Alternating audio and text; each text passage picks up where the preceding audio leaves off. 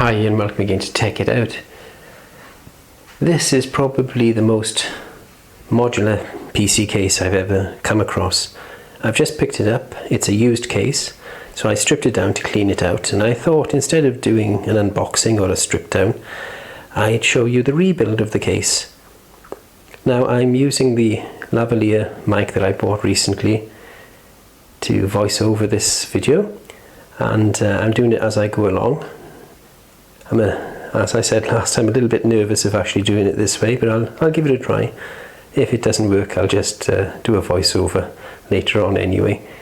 But we're going to start by looking at the case. You can see it's an unusual shape for a PC case anyway. It's a square. It has two levels.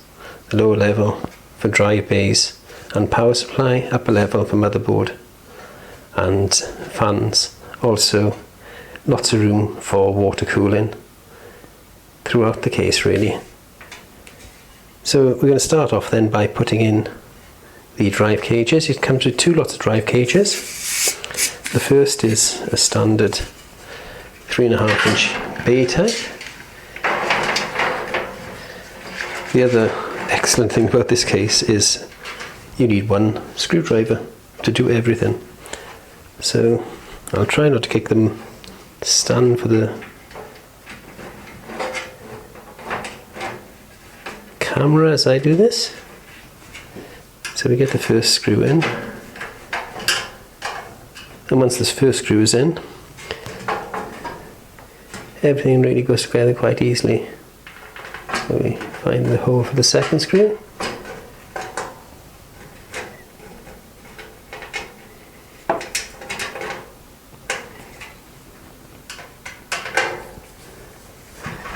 And once that one's in, the other two just line up straight away. You've got the two at the bottom, and then you got two a little bit higher.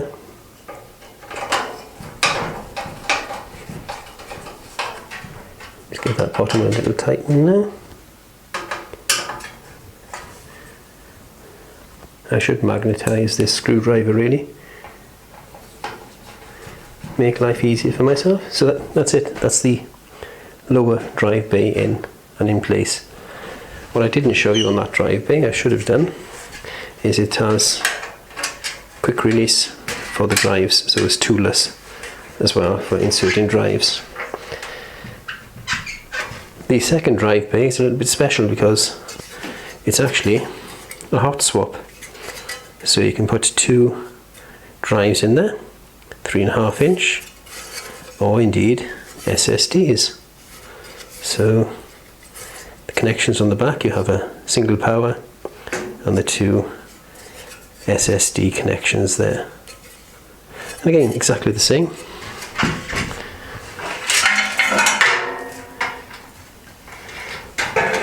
The only thing I didn't take out when I was cleaning was the hub for the USB and the switch gear. So again, really straightforward. Once the holes are lined up, which is the hardest part.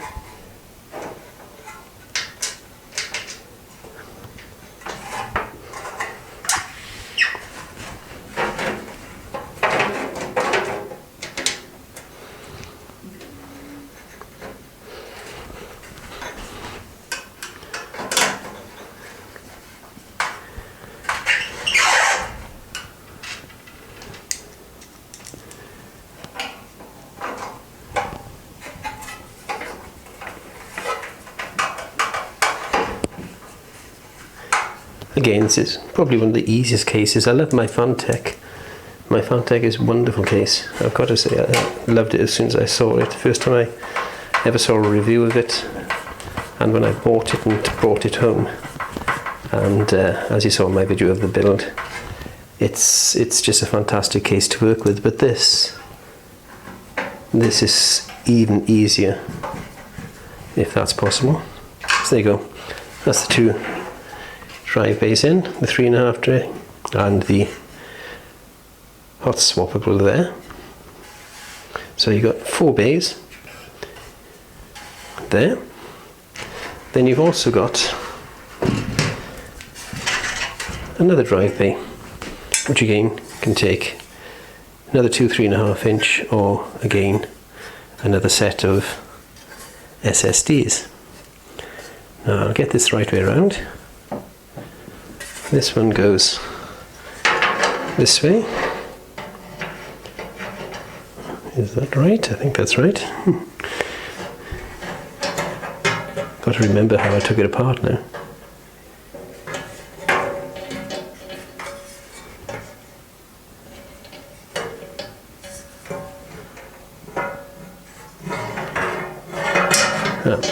That's a bit too far forward.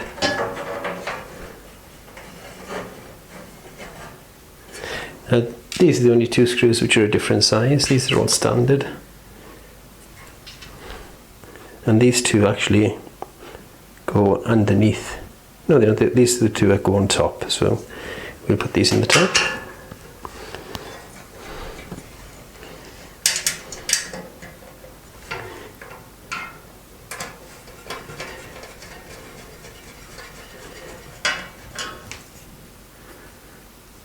And the second.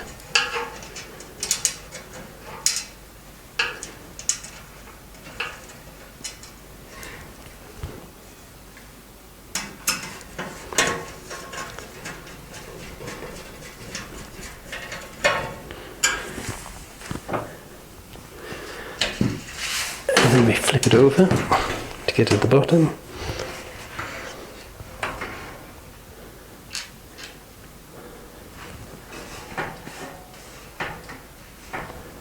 And once I've located the holes,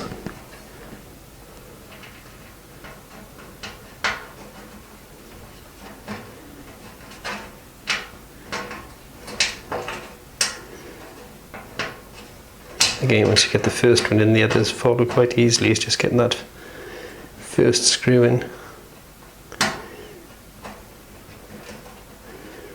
There you go, it's the first one in.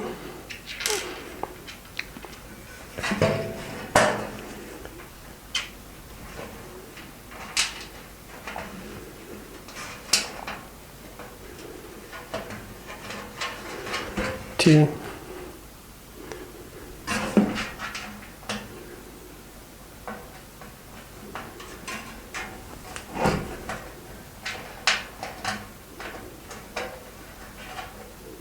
Three.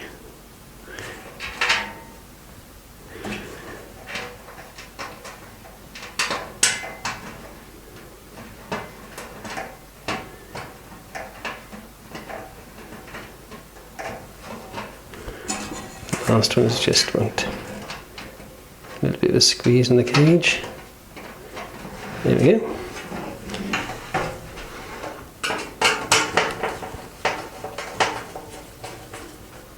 Just tighten them up.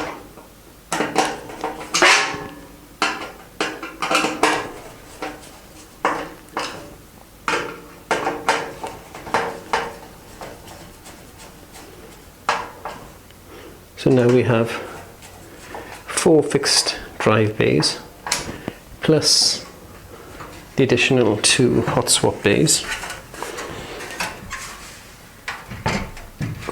And if you wanted to, I suppose you could put an extra disc on the top of each of them. And as you can see, there's loads of tie downs all already on the top here for the cable management. But the good thing about this is, of course, once the tray is in from the motherboard, then you won't see any of this anyway. It'll be out of sight underneath.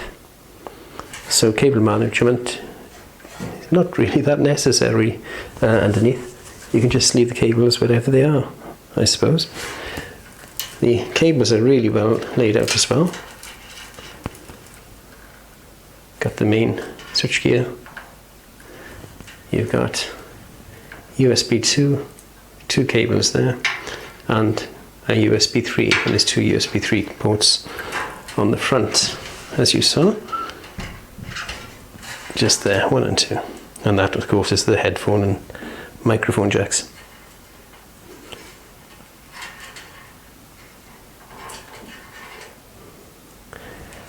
The one thing I did discover that was missing when I bought it, and I'll have to contact the seller, they probably still got it there, just forgotten to put it in the case, is there's a little add-on here, a little addition here that covers the power supply unit.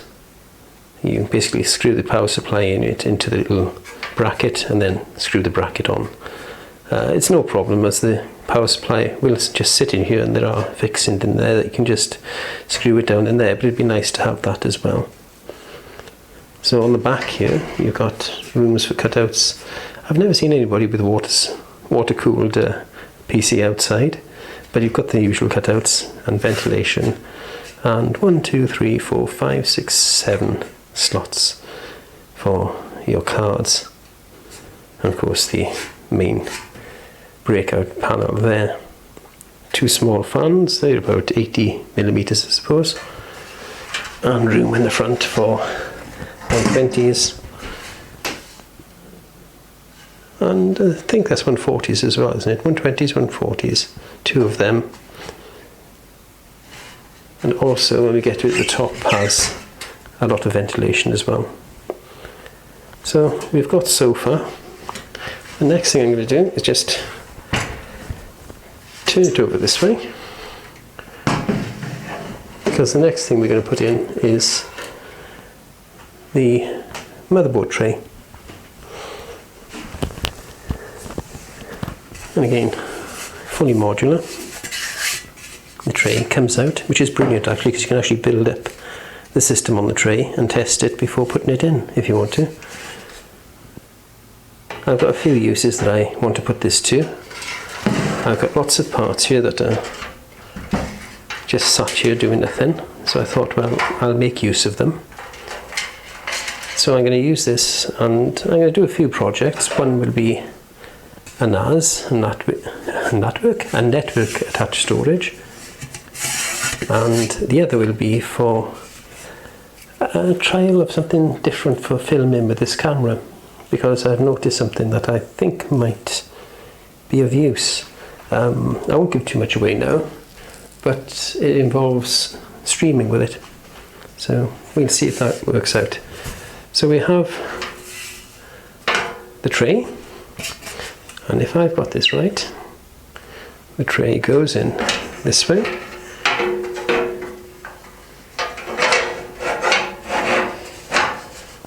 I had it right.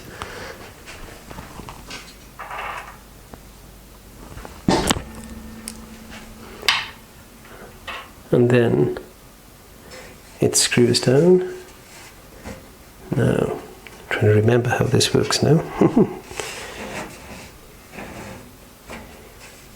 Ah yes, the screws are in the side.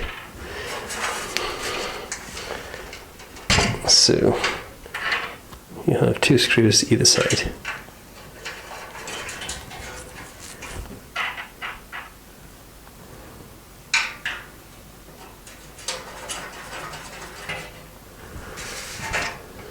I just noticed this little diagram there. I don't know if you can actually see it on camera, but it gives some information about where the holes go for each type of motherboard. So motherboard with micro ATX, it gives you the hole references, and the holes are all numbered and lettered. And for an ATX it tells you where the holes are for that as well, so you can just put the risers into the right holes. So 2 more screws in the side, and the motherboard is fixed in place.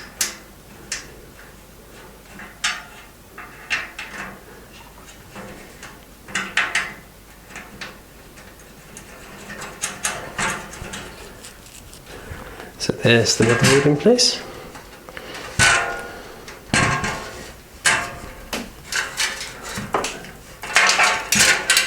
So now there's only a few parts left.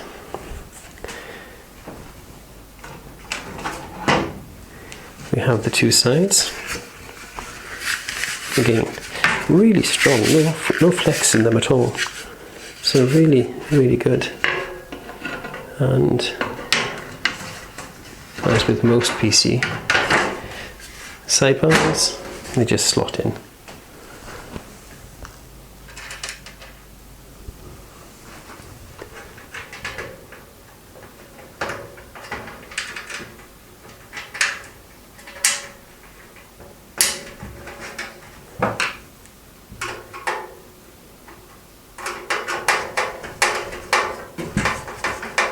I'm not going to tighten them up too much at the moment because they will be coming off again.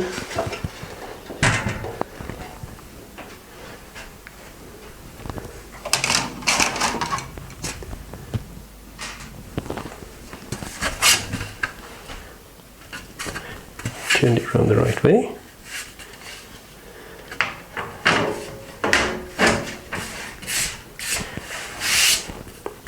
I've got a little bit of dust on that one.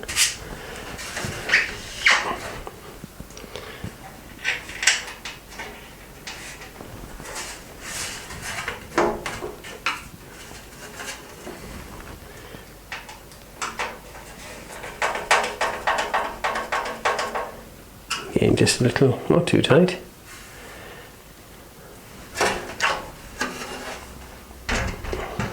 Then we come to the front.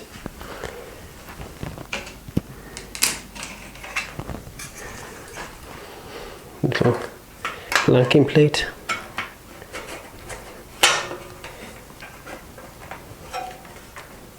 It should just pop in.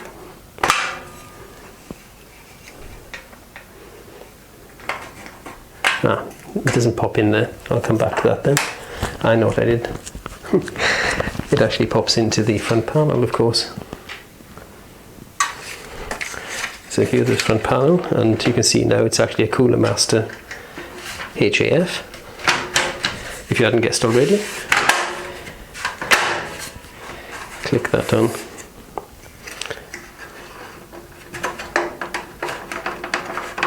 And then these should just clip in.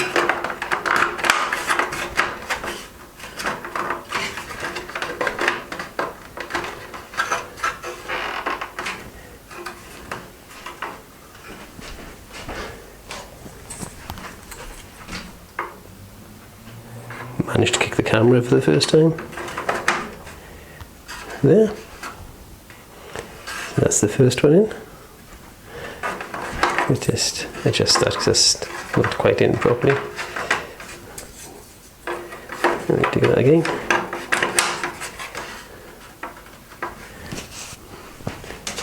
Then you have the two hot swap bays. One.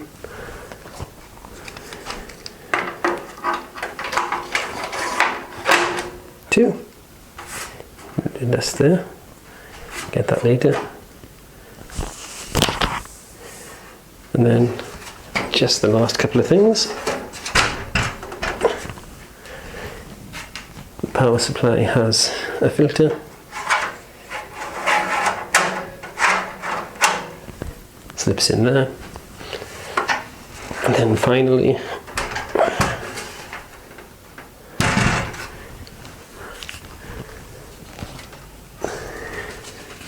we have the top, and as you can see it's got a great big 200mm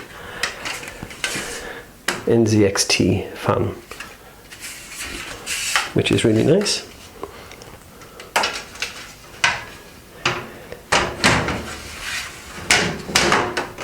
And that goes on there, and that's it. That's how easy it is to put together. And again, once I come to put everything in it, it's going to be so easy to build it up. Well, I hope you've enjoyed this, and I hope this microphone's worked okay, so I don't have to redo all the voiceover. And again, thank you for watching.